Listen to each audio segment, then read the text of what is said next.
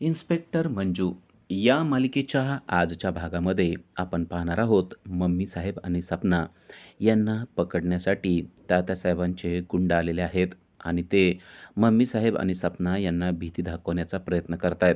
पण मम्मी साहेब त्यांना किंचितही भिलेले नाहीत. "तू मला पकडणार वैर, थांब तुझ्याकडे बघते" असं म्हणून पदर खोचून चक्क मम्मी साहेब आणि सपना यांनी त्यांचीच धुलाई करायला सुरुवात केलेली आहे. त्यांच्या केसांना धरून, केस ओढून, मानेला धरून, त्यांना खाली पाडून, लाथाबुक्क्या घालून सपना आणि मम्मी साहेब दोघीही धुलाई करत आहेत. दोघे अगदी एकमेकीला प्रोत्साहन देखील देत आहेत. "सपने सोडू नको त्याला, चांगला आपट खाली." असं म्हणून मम्मी साहेब सपनाला प्रोत्साहन देत आहेत.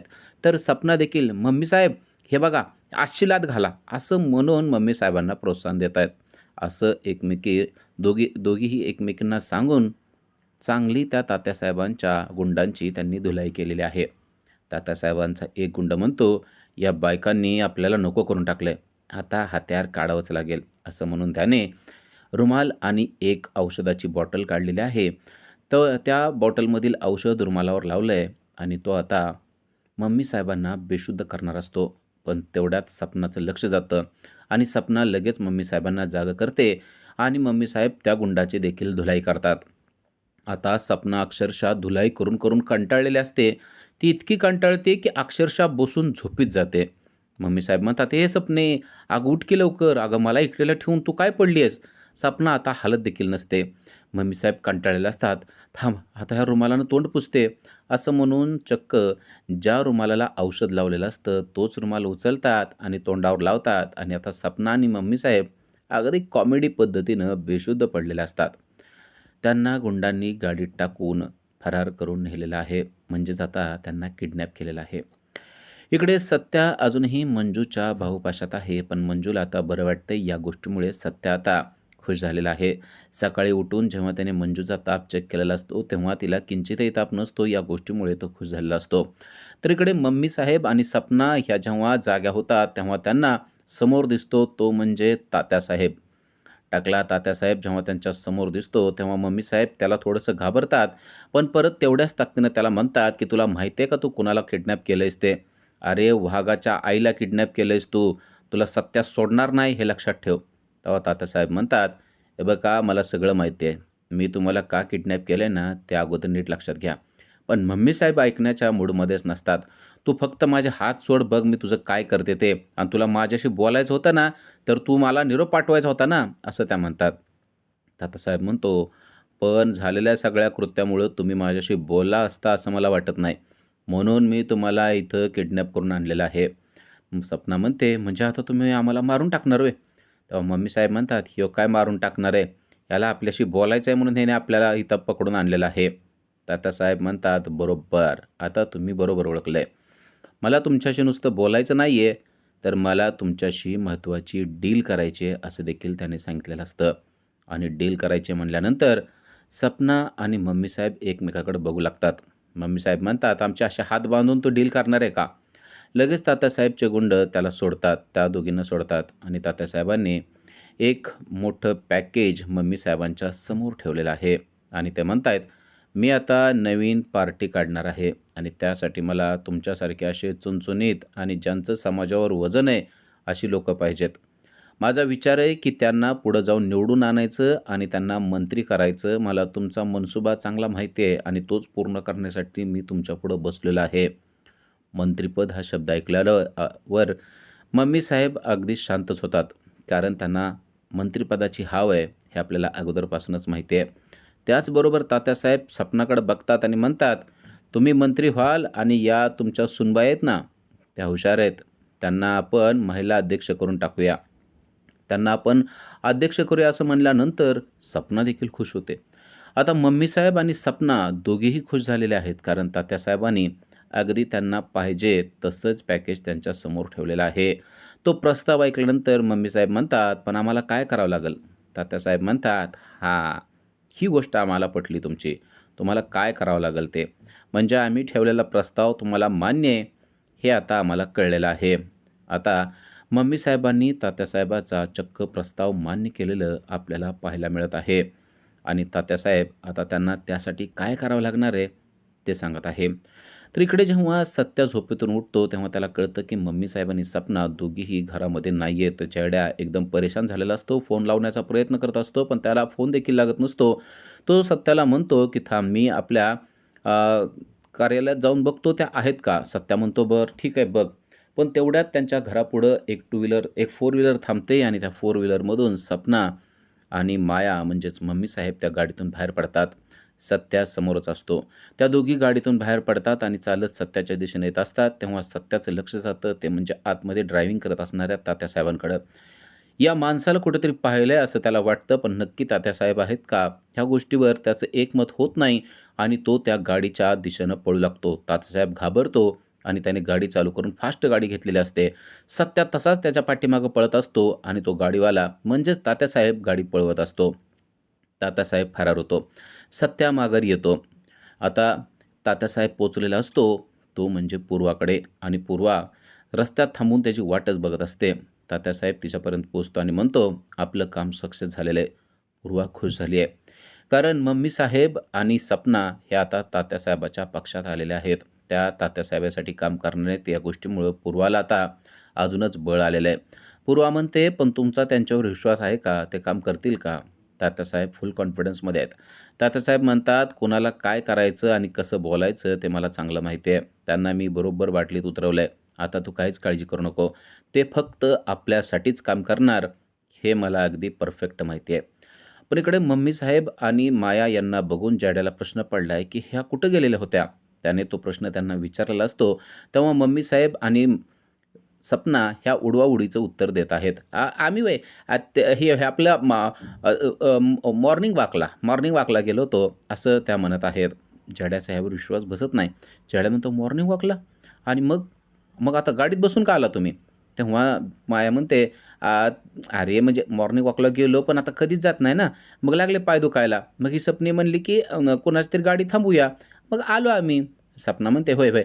कसं आम्ही लेडीज आहे ना, तर मग आम्ही हात केला की गाडी थांबली लगेच. मग बसलो त्याच्यामध्ये आणि आलो." जयड्याला काही यांच्यावर विश्वास बसत नाही. पण आता दोघीही बोलतायत, त्यामुळं जयड्या जास्त खोलामध्ये जात नाही. पण सत्या तेवढ्यात तिकडून आलेला असतो. सत्याला मात्र आत्ता गेलेला व्यक्ती कोण आहे आणि तुम्ही कोणाच्या गाडीतून आला होतात, हा प्रश्न पडलेला आहे आणि तो प्रश्न त्याने मम्मी साहेबांना विचारला आहे. आता मम्मी साहेबांचं ततपप व्हायला लागलेलं आहे. त्या म्हणतात, "कोण आहे? काय माहिती आहे? असाच कोणतरी होता. आम्ही बसलो गाडीमध्ये. अरे, ते मॉर्निंग वॉकला गेलेलो होतो ना, म्हणून बसलो आणि आलो." सत्या म्हणतो, "खरं सांगा आई, काय होतं? कोण होतं नक्की?" पण आता मम्मी साहेब मात्र काही सांगायला तयार नाहीत. तेवढं ओळीचं उत्तर देतात आणि निघून जातात. सत्याला मात्र वाटतंयच, की यामध्ये काहीतरी काळं-बेरं आहे. त्यानंतर सत्या आता आतमध्ये गेलेला असतो. कारण मंजूचं रक्त तपासायचं आहे आणि तपासणीसाठी ते द्यायचं आहे आणि म्हणूनच डॉक्टर आलेले असतात आणि त्यांना रक्ताचं सॅम्पल पाहिजे असतं.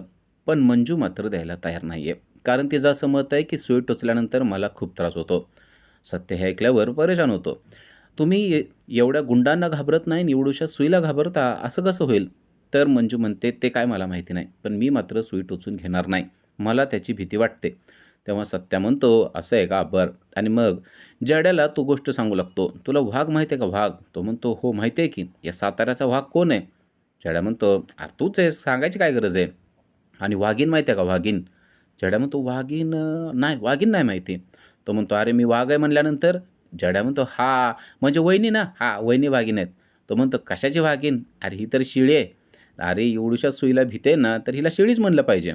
असं म्हणल्यानंतर तिला राग येतो आणि म्हणते, "तुम्हाला शेळी म्हणायचं नाही हं? काही म्हण, पण मला असलं शेळी म्हणलेलं आवडत नाही." सत्या म्हणतो, "नाही ना आवडत?" "बरं, मग तुम्ही वाघ असल्यासारखं वागा की जरा, वाघीण असल्यासारखं वागा." असं म्हणून तो म्हणतो, "थांबा, मी तुम्हाला एक गोष्ट सांगतो." असं म्हणून तो तिला गादीवर बसवतो आणि एका मुंगीची गोष्ट सांगू लागतो आणि मुंगीची गोष्ट सांगत असताना तो तिला एवढं त्यामध्ये गुंतवून ठेवतो, की आलेले डॉक्टर हळूच सुई टोचवून कधी रक्त काढतात ते देखील तिच्या लक्षात येत नाही. आणि सत्या म्हणतो, "कळलं का तुम्हाला मुंगी चावलेली?" ते म्हणते, "मुंगी? मला कशाला चावते मुंगी?" सत्या म्हणतो, "अहो, तुमचं रक्त काढून देखील घेतलं आणि तुम्हाला कळलं देखील नाही." सत्यानं आपली गंमत केली आहे, हे आता तिच्या लक्षात आलेलं असतं आणि हेही कळलेलं असतं, की हे सगळं आपलं रक्त काढण्यासाठी आणि तपासणीला देण्यासाठीच सत्यानं केलेलं आहे. त्यानंतर पूर्वा घरामध्ये आलेली आहे. पूर्वा आल्यानंतर घरातलं वातावरण एकदम टेन्शनमध्ये आहे. पूर्वा आली आहे ती म्हणजे मंजूकडे. सत्या पूर्वाला बघितल्याबरोबरच टेन्शनमध्ये आलेला असतो. कारण पूर्वा आलेली आहे ही गोष्ट त्याला पटलेलीच नसते. खरं तर तिनं आलंच नाही पाहिजे असा त्याचा विचार असतो. पण आता ही कशाला आली आहे असा प्रश्न त्याला पडलेला आहे. पूर्वा येते आणि तिची गरळ ओकायला तिने सुरुवात केलेली आहे. पूर्वा लगेच मंजूला म्हणते, की "तुला तर हे घरात थांबायचं आहे ना नुसतं. तुला कामाला यायचंच नाही असं दिसतंय मला." सत्या म्हणतो, "ते आजारी आहेत तुम्हाला सांगितलंय ना मी." ते म्हणते, "हो, सगळं माहिती आहे मला. मंत्री आले होते. त्यांनी मला सगळं काय सांगितलंय. ते आजारी आहे. तिला रजा दिली आहे. पण याचा अर्थ काय आहे ते मला कळत नाही. मी आता तुला ना जागा करायला आली आहे. तुला कधी यायचंय तेव्हा ये, पण एवढी गोष्ट लक्षात ठेव, तू या जिल्ह्यामध्ये कशासाठी आली होती तुला आठवतंय का? एका गुंडाला अटक करण्यासाठी, की ज्याचा हात एका जळीत कांडामध्ये होता. त्याने काही लोकांना जाळून टाकलेलं होतं त्याला पकडण्यासाठी आणि इथे येऊन तू काय करतेस गं? तर त्याच गुंडाच्या तू प्रेमात पडतेस काय? त्याच्याशी लग्न करतेस काय? आणि लग्न करून डिव्होर्स देते काय? म्हणजे तुझं काय चाललंय कळतंय का तुला? म्हणजे तू या गुंडाच्या प्रेमात पडून कायद्याचं रक्षण करतेस का भक्षण करते ना, हे तूच ठरव." असं पूर्वा तिला काहीही बोलत आहे. सत्याला भलताच राग येतो. आता एवढ्यावरती पूर्वा थांबत नाही. पूर्वा अजूनच पुढं बोलत आहे. "पण आता मला कळत नाही तू यांच्या घरात राहते कशाला? तू तर ह्याला डिव्होर्स दिलायस ना, तरी पण तू याच्याजवळ राहते. याचा अर्थ काय असतो कळतं का तुला? याचा अर्थ सत्याने तुला ठेवलंय." असं म्हणून चक्क तिनं सत्या आणि मंजू यांच्या नात्यावर मोठी शंकाच घेतलेली आहे आणि त्यांच्याविषयी ती अभद्र बोलत आहे. सत्यानं त्याच्या हाताची मूठ करकरीत बांधून घेतली आहे. असं वाटतंय की आता एक मुस्काडीत किंवा एखादी बुक्कीच तो पूर्वाच्या तोंडावर ठेवून देईल. पण सत्या शांत राहतो. आता हिला उत्तर द्यायलाच पाहिजे हे मात्र त्याला समजलेलं आहे. पूर्वा म्हणते, "मला असं वाटतंय की तू या सत्याच्या बरोबर राहायलाच नाही पाहिजे. जर तुझ्यामध्ये खरोखरच हिंमत असेल तर तू एकटीनं राहायला पाहिजे. नाहीतर मी जे म्हणते ना तेच खरं आहे. ह्या सत्यानं तुला ठेवलेलं आहे." आता मात्र सत्या शांत बसत नाही. "पूर्वा मॅडम, तुम्ही आमच्या घरी आलात म्हणून मी शांत बसलेलो आहे. तुम्ही तुमची मर्यादा ओलांडत आहात आणि आता इथून पुढे एक शब्द जरी तुम्ही बोलला, तर मी विसरून जाईल की तुम्ही ऑफिसर आहात आणि महिला आहात. माझा हात उठला तर त्याला तुम्ही जबाबदार असाल." असं डायरेक्ट सत्या बोललेला असतो. पूर्वाला देखील कळतं की सत्या आपल्याला एखादी मुस्काडीत द्यायला कमी करणार नाही आणि पूर्वा रागानं निघून जाते. पण आता मम्मी साहेब आणि सपनाने हे सगळं ऐकलेलं असतं. पण आता मम्मी साहेब आणि सपना ह्या तर तात्यासाहेबांना साथ देत आहेत म्हणून मम्मी साहेब देखील लगेच बोलायला सुरुवात करतात. "ह्या मंजूमुळं आम्हाला काय काय ऐकावं लागणार आहे काय माहिती? आणि काय खोटं बोलले रे ते पूर्वा? बरोबर तर बोलली ना? आता हिनं डिव्होर्स दिलाय म्हणल्यानंतर ही आपल्या घरात राहते, तर तू ठेवलीच म्हणणार ना? अरे सगळं समाज आपल्या तोंडात शेण घालणार आहे आणि तुम्ही बसलाय तिला घरात घेऊन काय बसतो, तिची काळजी काय घेतो, तिच्या हाताखाली काय करतो, काय म्हणतील समाजातील लोकं तूच सांग." असं आता मम्मी साहेबांनी सत्यालाच उलट बोलायला सुरुवात केली आहे. तेव्हा आता सत्याने ठरवलंय की या गोष्टीला उत्तर कायद्यानंच द्यायचं. तो मम्मी साहेबांना म्हणतो, "तुला आणि पूर्वाला कायद्याचं उत्तर पाहिजे ना? तर ठीक आहे. मी आता कायद्यानंच उत्तर देतो." मम्मी साहेबांना कळत नाही की सत्या नक्की काय बोलतोय ते. सत्याने मंजूचा हात धरलाय आणि "माझ्याबरोबर चल" असं सांगितलेलं आहे आणि जयड्याला देखील त्यांनी फोन केलेला आहे आणि सांगितलंय, "मी सांगतो त्या ठिकाणी 4-5 माणसं घेऊन ये." आणि जयड्या म्हणतो, "हो, हो, येतो." असं म्हणून सत्याने मंजूचा हात धरलाय, तिला गाडीमध्ये बसवलंय आणि तो एका ठिकाणी घेऊन गेलाय. सत्या मंजूला घेऊन गेलाय ते म्हणजे रजिस्टर ऑफिसला आणि रजिस्टर ऑफिसमध्ये त्याने डायरेक्ट भेटून सांगितलंय, की "आम्हाला आज कायदेशीर पद्धतीनं लग्न करायचं आहे आणि आम्हाला त्याचं सर्टिफिकेट देखील पाहिजे आहे." लगेच जड्याने 4-5 माणसं देखील आणलेले असतात आणि साक्षी पुरावे तिथं देऊन सत्या आणि मंजू यांनी लग्न करून टाकलेलं आहे. रजिस्टर ऑफिसमध्ये सत्या आणि मंजूचं लग्न झालेलं आहे. सत्या आणि मंजूने एकमेकाला गळ्यात हार घातलेले आहेत, तर सत्याने मंजूला मंगळसूत्र देखील घातलेलं आहे. आता कायद्याने सत्या आणि मंजू हे एकमेकाचे पती-पत्नी आहेत. तसं सर्टिफिकेट देखील त्याने मिळवलंय. आता यावर तो शांत बसत नाही, तर लगेच जयड्याला म्हणतो, "आता मला एका महत्त्वाच्या ठिकाणी जायचं आहे." आणि तो मंजूला घेऊन इन्स्पेक्टर पूर्वाच्या पोलीस स्टेशनला गेलेला आहे आणि पोलीस स्टेशनला जाऊन त्याने पूर्वाला सर्टिफिकेट आणि पेढे देखील दिलेले आपल्याला पाहायला मिळतंय. हे सगळं पाहून पूर्वाला मोठा धक्काच बसलाय. पूर्वाला तो म्हणतो, की "तू आमच्या घरी येऊन जे काय बडबड केलेली होती ना, बरं झालं उलटं केलीस तू. त्यामुळं आमचं लग्न झालं. जे त्या दिवशी अडखळलं होतं आणि राहिलं होतं ना, ते स्वप्न आता आम्ही पूर्ण केलेलं आहे. कायद्यानं आता आम्ही नवरा-बायको आहोत. समजतंय ना तुम्हाला? पाहिजे असेल तर तुमच्या ऑफिससाठी हे एक सर्टिफिकेट ठेवा." असं म्हणून सर्टिफिकेट दिलंय आणि "हे पेढे घ्या, तुम्हीही खा, तुमच्या घरच्यांना द्या." असं म्हणून त्याने पेढ्याचा बॉक्स देखील पूर्वाला देऊन टाकलेला आहे. या सगळ्या गोष्टीमुळे पोलीस स्टेशनमधील बाकी सगळे सदस्य मात्र खुश झालेले आहेत. कारण पुन्हा एकदा सत्याने पूर्वाचं तोंड बंद करून टाकलंय. सत्या आणि मंजू यांनी पुन्हा एकदा पूर्वाच्या तोंडाला चांगलंच काळं फासलेलं आपल्याला पाहायला मिळत आहे. अशा सिरियलच्या अपडेटसाठी आजच आमच्या चॅनलला सबस्क्राईब करा.